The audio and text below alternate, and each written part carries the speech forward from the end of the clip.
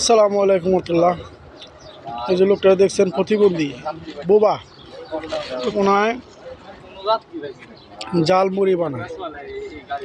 দেখেন আমিও নিছি, ভালো আলহামদুলিল্লাহ।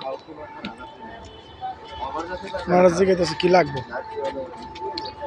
আমি আছি কিশোরগঞ্জ সিএনজি পাম্পের সামনে। ওনারা এলে সবসময় পাইবেন। কি কি লাগবে সব মাপ মতন দিতেছে।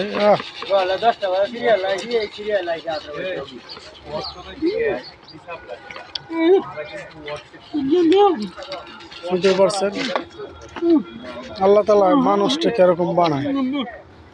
মানুষের সৎ পয়সা কামাই করলে কিভাবে করতে হয়, আর অসৎ পয়সার লাগে মানুষের দৌড়াদৌড়ি করে।